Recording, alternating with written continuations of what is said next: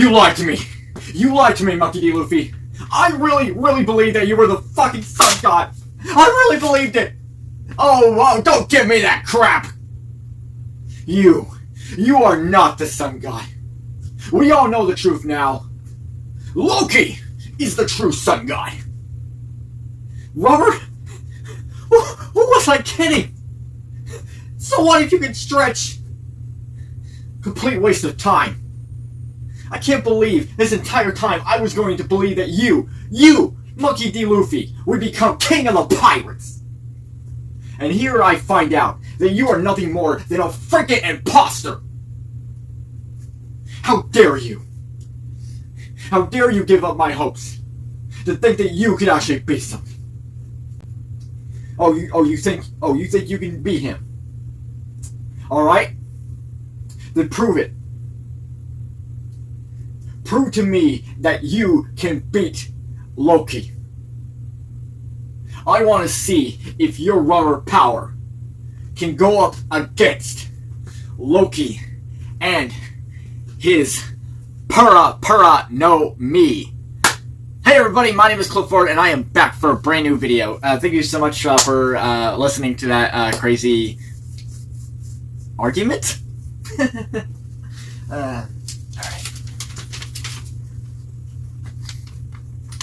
Alright, let's get into the topic of today's video, alright? Well, yes, as I just basically named, I basically stated the Pura no Mi, alright? So, where am I going with this, alright? Well, a lot of people, because we are in a break like that, and with the last chapter really introducing Loki in general like that, there are a few things to go over with the chapter itself, right? Probably the most number one thing that people are actually discussing with when it comes to Loki is really not so much of his appearance. I mean, people are talking about like his appearance and like that, and how it's definitely different than what we were probably expecting and like that.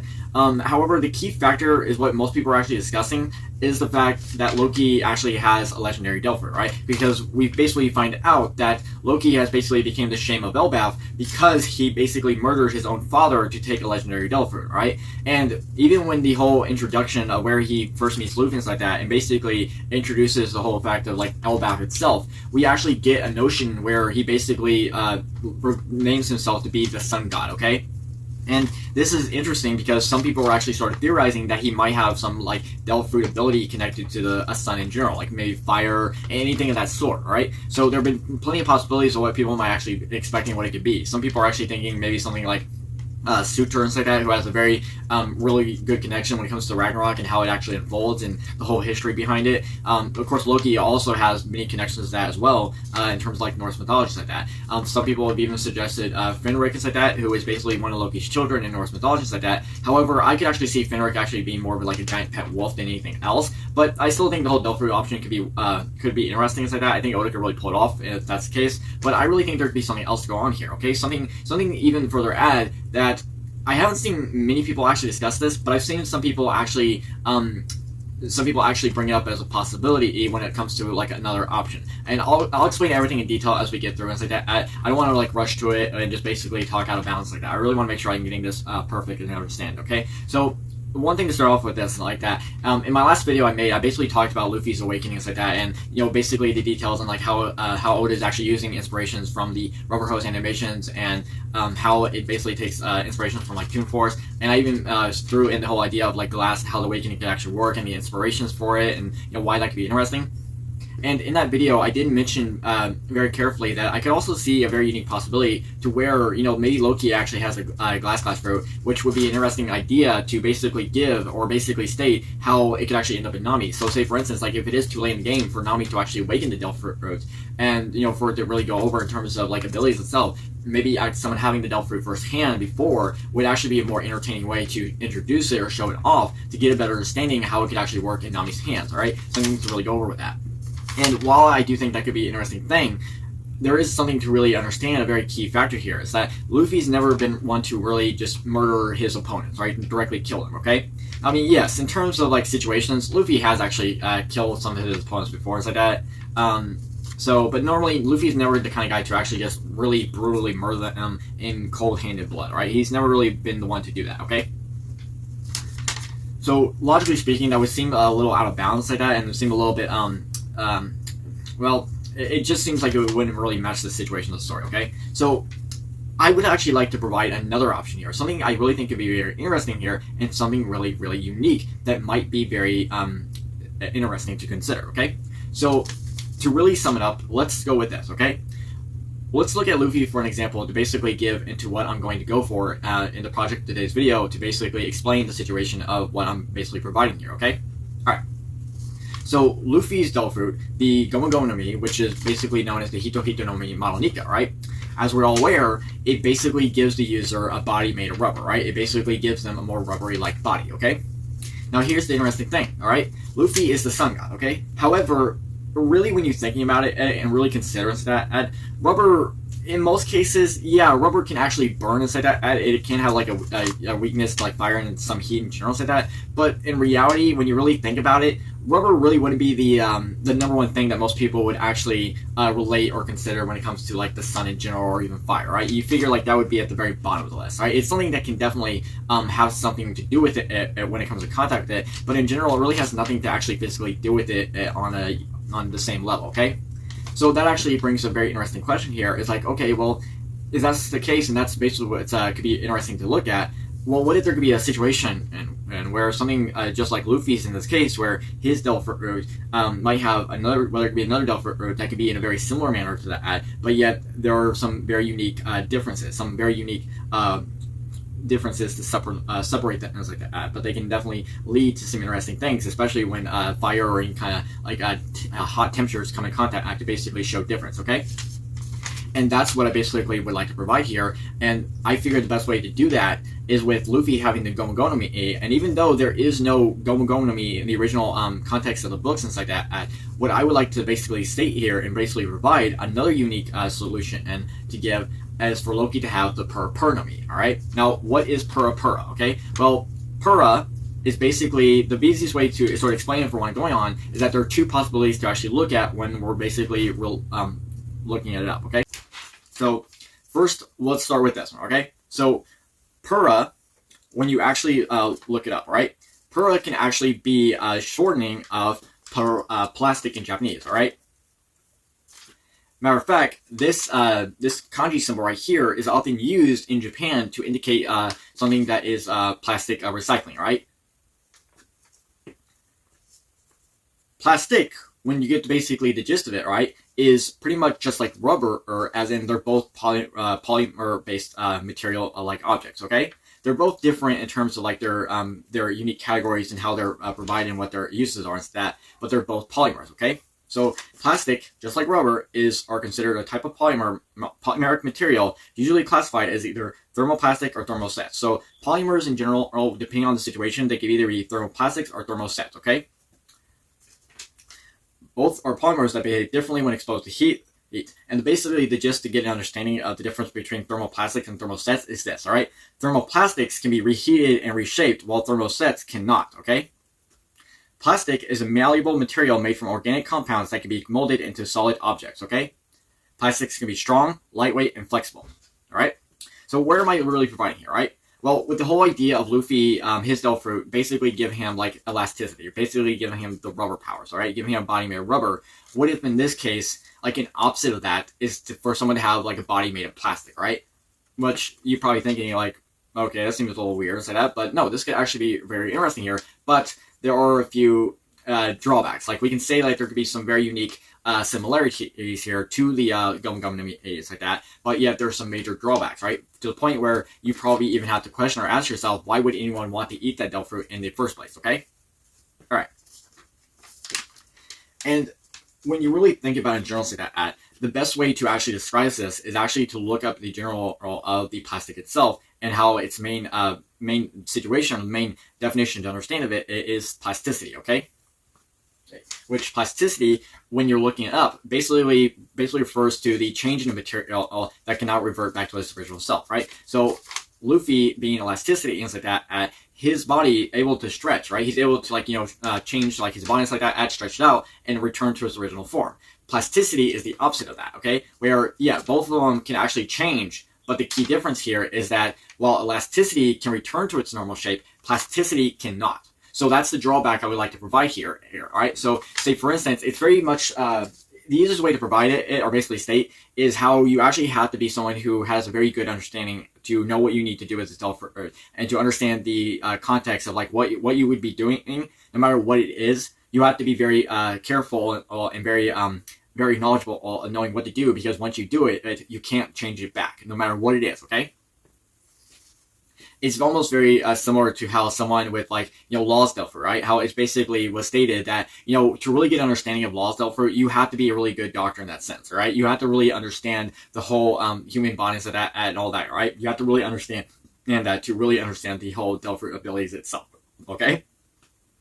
So to further add and to further basically along with it is we don't know much about Loki in general, right? However, it would be an interesting thing here if, say, for instance, if the whole plasticity or this whole plastic Delver does allow someone to actually mold or actually change their body very similar to how the Nami can, but the key difference here is that the change becomes permanent, right? So if, say, for instance, if you're someone who doesn't really understand the context of what the Delver is, or you're someone who just randomly eats something like that, and yet you decide to like grow one of your legs into a giant egg, and then all of a sudden it's like you have like a giant leg now, and you just smash it down, and yet your other leg and stuff is completely normal, and you have like this big, huge, giant leg, and all of a sudden you're just like hopping around on one foot.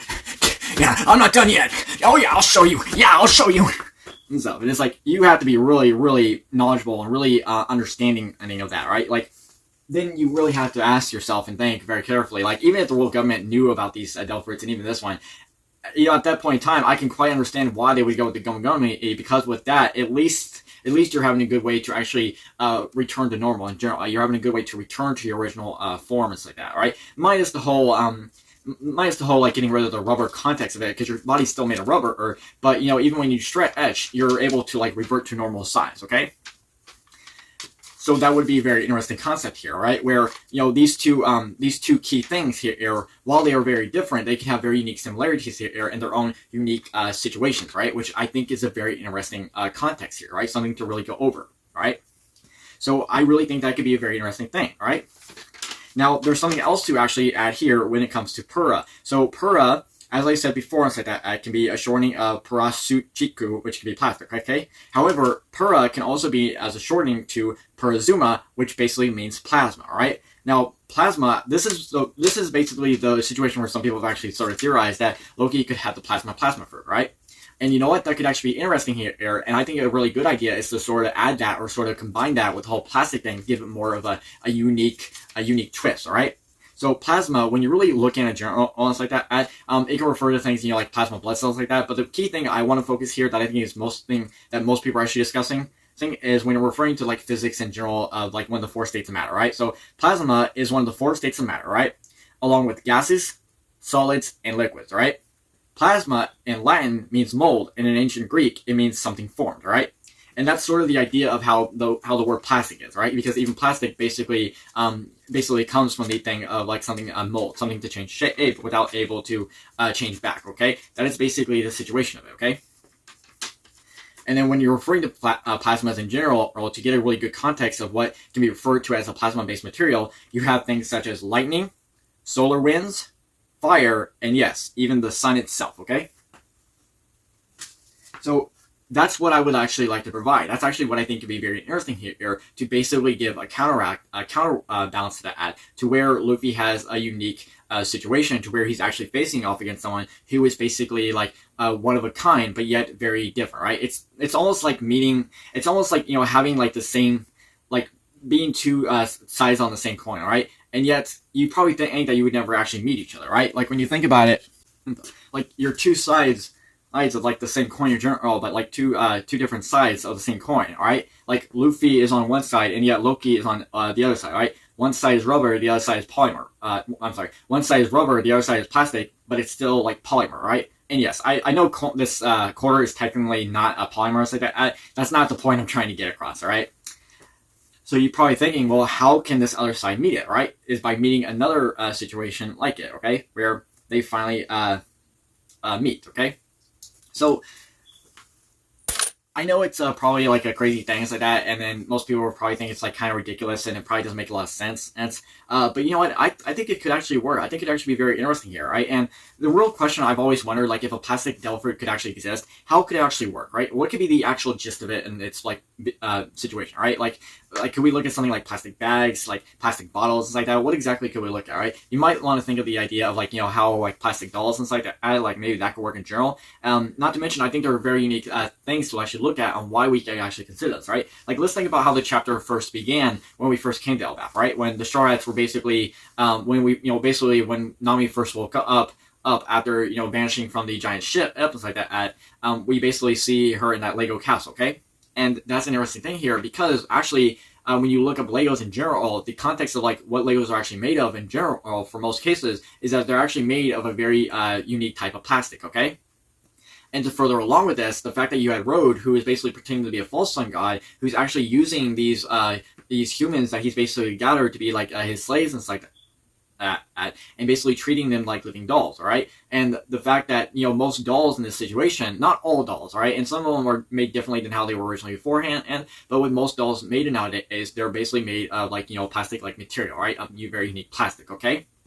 And maybe that's something to actually consider here and something to really look forward here, okay?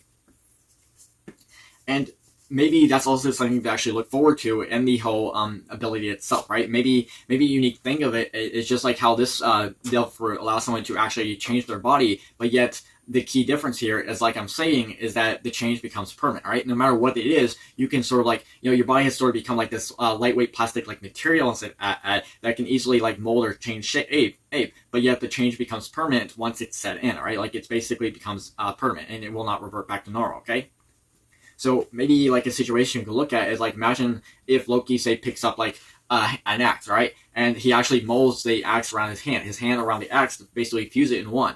And yet, because of that, it's now become permanent, right? It will not go back to normal, no matter what, right? He can easily just morph the body and further remorph it and change it, but it will not revert back to its original form, right? Even if he tried, right? Even if he tried to do his best, it will never revert to normal, right? It's kind of like a very interesting. It's also another way to sort of like provide like plastic surgery in a way. Like plastic surgery can be a good way to actually throw in the context of that, right? Because a lot of cases with plastic surgery is that like with plastic surgery in this case, like plastic surgery is a very unique matter here, to where once the surgery goes forward, so that your original form or appearance will never be the same, right? Sure, you can easily like fix or change up the thing, but in the end, your original appearance will never be what it was, right? It would basically be a sacrifice we made, right? And this is something interesting with this devil fruit. It's like, yeah, it can basically do what the rubber fruit can, but at the same time, it also can do something that the rubber fruit can't, all right? And that would be a very interesting factor to deal with, is like for us to basically look and basically consider is like, all right, how is this actually going to play out? How could this actually unfold, right?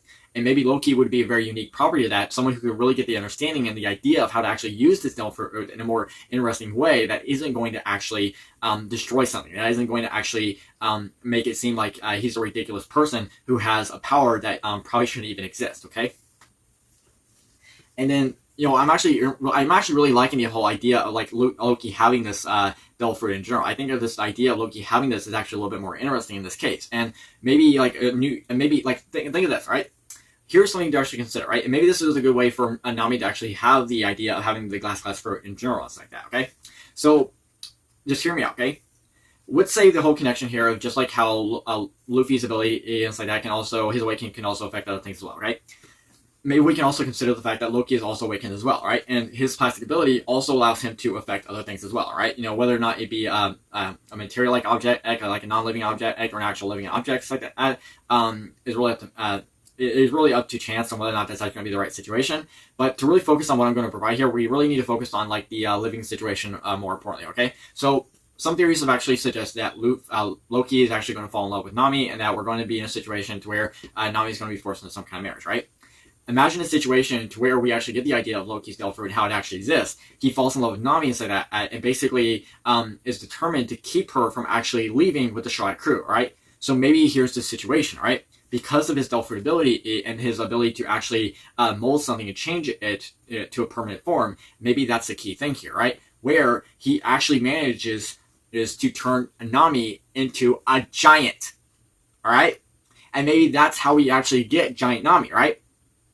So we get Giant Nami, and yet this whole situation was all because Loki, who really wanted to keep Nami from leaving, right? And because of this, this also draws in a bit of like a parallel or a bit of like an obstacle, of course, that has basically hit Luffy and the crew on a roadblock, right? Because with Nami basically being Gerd's side, now Luffy and his crew are now in a situation to provide how can they actually sail to Laugh Tale with Nami being too big to be on the Sunny, right?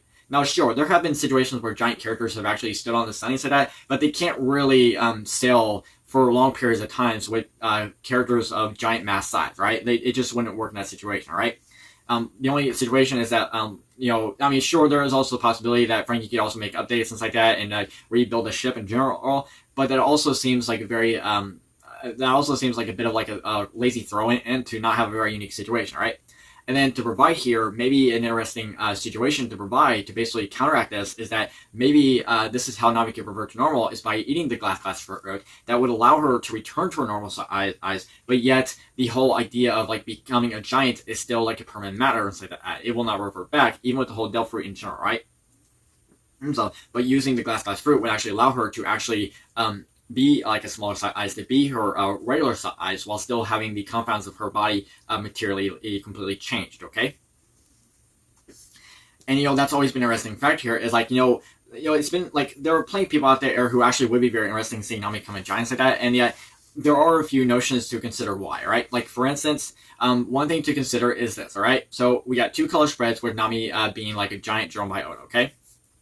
We also got the notion where in the whole Lego Kingdom thing, where Nami basically dropped this suggestion, or basically, after having a conversation with Usopp and everybody else, basically asked the question, so, wait, are you trying to tell us that we become gigantified, okay?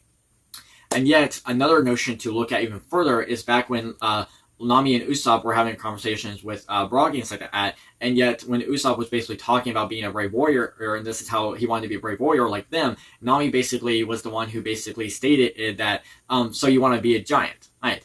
Completely misunderstanding the whole context of what Usopp was providing here and what he was actually stating, okay?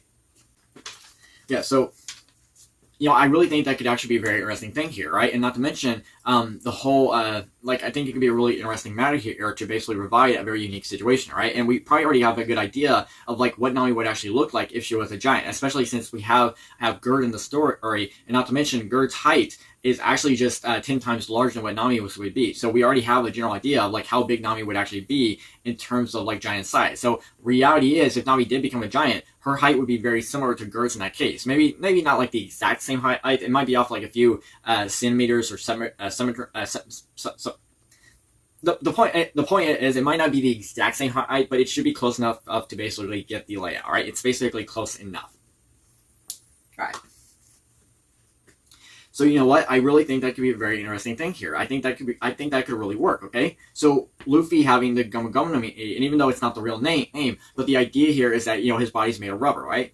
And then Loki, if the Delph fruit, what I would like to provide here of him being the sun god, and confusing it, and maybe there are two sun gods. Some people have actually theorized that before. Luffy's being made of rubber, and yet Loki could have one that's made of plastic, right? His body is basically like a lightweight plastic material, and then he's able to mold or change his body, but yet, like I said, the main factor here is that the change becomes permanent. It will not go back to normal.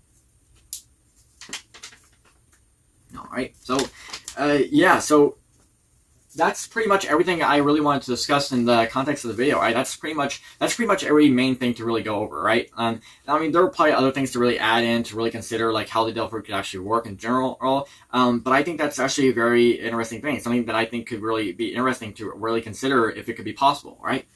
And to further, to basically just add for a general context of the stories like that, I've talked about 100 times when I made these videos like that, I've always chosen the idea of glass being a good way to sort of counteract or sort of be a unique way to provide a unique thing when it comes to something to go up against the rubber or more something that can actually work with it in general, even though they're completely different, okay?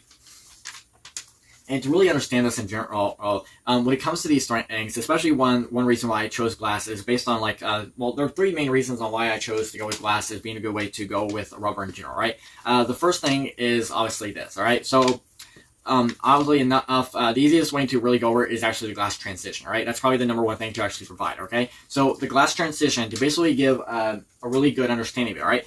It basically refers to the change in a material when the temperature basically changes a material between like a hard and brittle state to basically a flexible rubbery state, right? So basically the situation here is how something can actually change its situation from a glassy state, which actually gives it more of like a hard and brittle situation, to a more rubbery state, which is soft and flexible, okay? And I figure that's actually a good way to actually connect these two things together, okay? And another situation I would like to provide is actually this, is actually with these situations where both glass and rubber are basically unique types of properties in their own rights when it comes to their own property based materials, okay? So to sum it up, right?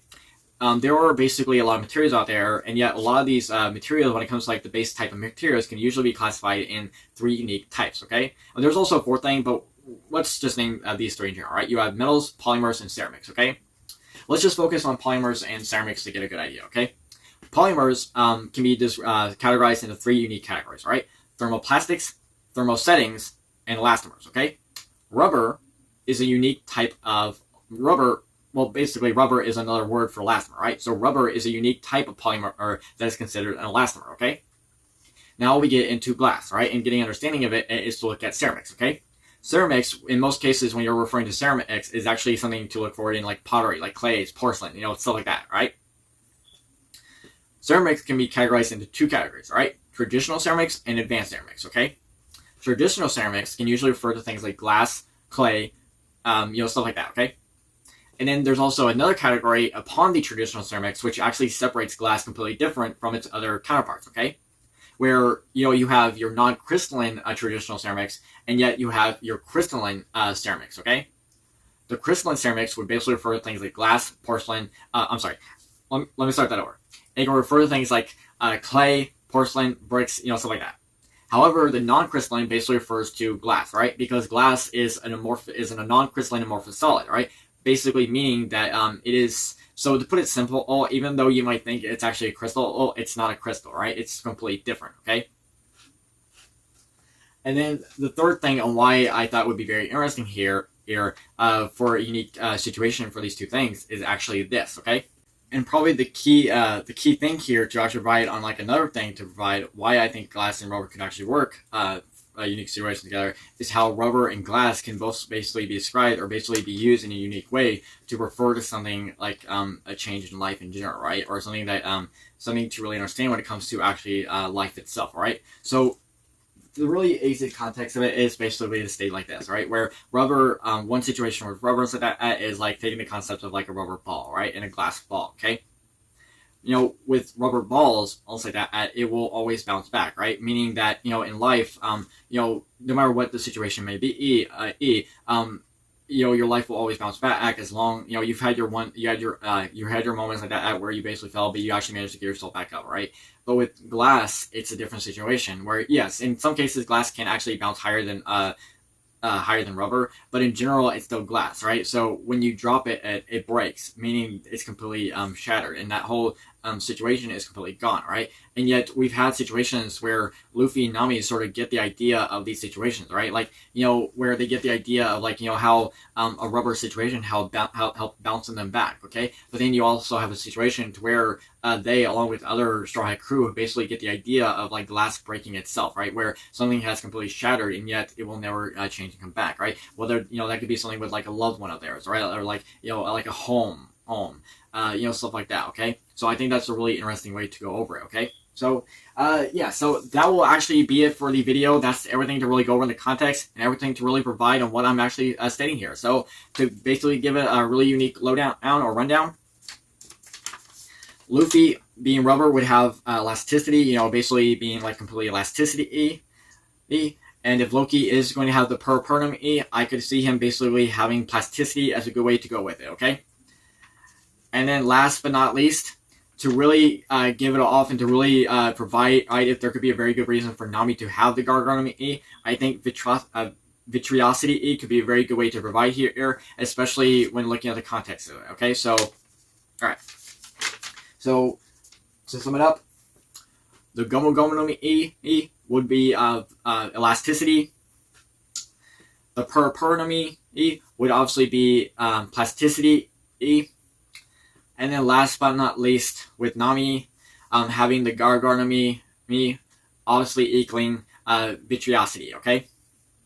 Which basically means something that is sort of like sort of the nature or resemblance of glass, right? So Vitriosity is a very good way to basically provide something that is sort of like a glassy mirror or something that could have the nature of glass, right? Such as like its hard brittle state and stuff like that, okay? All right. So that's it. That's really all I have for the video. Thank you so much for joining me for today's video. If you liked what I talked about and liked what I stated or anything at all, please let me know in the comment section below, all right? Feel free to subscribe to my channel, hit notification bells, do whatever you feel like you need to do, right? If you think this video is actually worth other people seeing, feel free to share, right? I really want my videos to get out there. I really needed to get the YouTube algorithm going again. It's sort of been dropping down and sort of going by and stuff like that because of my lack of not putting out videos and stuff like that, but I really need to get the ball running on that, so I'm going to keep trying to do the best I can, okay? So, but if you think this video is actually worth seeing again and you want to see more of my context, please let me know, because it's you guys actually enjoying my videos and actually watching them and helping other people like see them is actually a really unique way, okay? So, thank you so much. You all have a great day. Goodbye, everybody.